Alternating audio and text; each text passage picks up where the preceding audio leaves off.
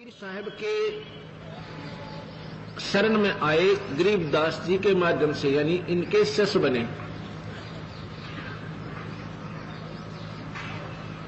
उनको एक मुकदमा चला, गरीबदास जी जा चुके थे शरीर छोड़कर। उनके ऊपर एक मुकदमा बन गया 302 का, यानी कत्ल का मुकदमा उनके ऊपर बन गया। मुकदमा चलता रहा और अंतिम स्थिति आ गई कि कल, यानी अब जो तारीख लगेगी उसके ऊपर फैसला सुनाया जाएगा और 100 की 100 ये बात होगी, 100% कि सजाए मौत होगी। उनके वकील ने भी ये कह दिया कि अब बचाव का कोई साधन नहीं है। जब अपना ही वकील ये कह दे तो उसका पक्का प्रमाण होता है कि फांसी टूटना है। इस पर उसका पुत्र रोने लग जाता है, कहता पिताजी आज हमारे गुरुदेव होते तो हमें ये फांसी नहीं लगती। उनका पिताजी कहता पुत्र परमात्मा मरते नहीं, भगवान कबीर साहब हमारे साथ है, बेटा घबरा मत।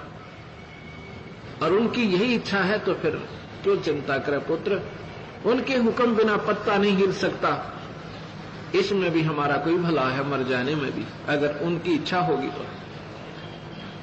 अब क्या होता है, वो निश्चित तारीख आ जाती है, कोर्ट के अंदर दोनों मुलजिम खड़े हो जाते हैं, मजिस्ट्रेट बैठा, साथ में रीडर बैठा है। मजिस्ट्रेट फांसी की सजा सुनाकर लिख के रीडर को कहता है कि पढ़ के सुना दे इनको।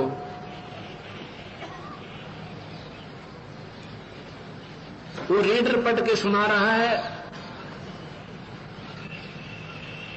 मजिस्ट्रेट ने लिखा था कि उनके दोनों के नाम लिखकर कहा, गांव सारा विवरण देकर इनको फलाने व्यक्ति के मर्डर के केस में सजाए मौत सुनाई जाती है।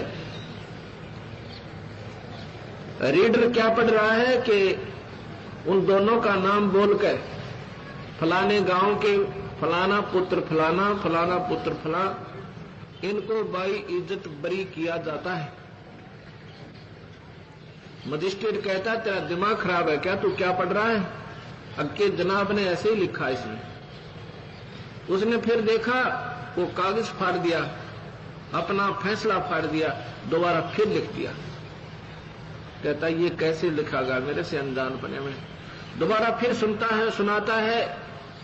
मजिस्ट्रेट लिखता है कि इनको सजाए मौत दी जाती है, रीडर पढ़ता है कि इनको बाई इज्जत बरी किया जाता है। तीसरी बार फिर पढ़ के लिखता है, तीसरी बार फिर स्वयं सुनाता है।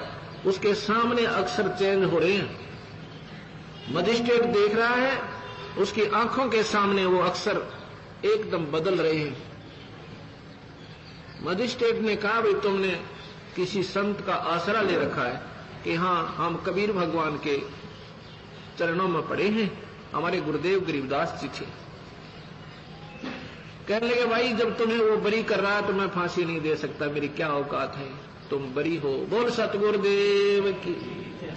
उसी दिन से उस मजिस्ट्रेट ने अपनी नौकरी से रिजाइन कर दिया कि परमात्मा है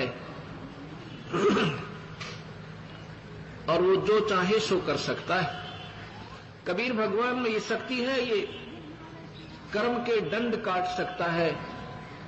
अन्य किसी परमात्मा में ये शक्ति नहीं है, ना ब्रह्मा में, ना विष्णु में, ना शिव में, और ना ही।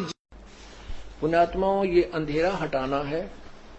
ये तभी हटेगा कि इस बार बार ज्ञान को सुनने से इस परमात्मा के बच्चे लाखों की संख्या में प्रचारक बनेंगे, समझाएंगे अपने बहन भाइयों ने, रिश्तेदारों को, सबको जा जाके इनकी उंगलियां पर रटा जाएगा। और जब ये अंधेरा नाश होगा ज्ञान का और पूरी पृथ्वी के ऊपर प्रभु का ज्ञान होगा, सभी प्राणी सुखी होंगे, यह माया की दौड़ मिट जाएगी, परमात्मा सुख देगा, आपकी बरकत देगा, हर एक चीज में लाभ देगा। ये एक दूसरे से लेना, लूटना, रिश्वत लेना, ये नरक नहीं भोगेंगे हम, ये विष नहीं खाएंगे, क्योंकि ये हमें फिर आगे जाके दुख देता है।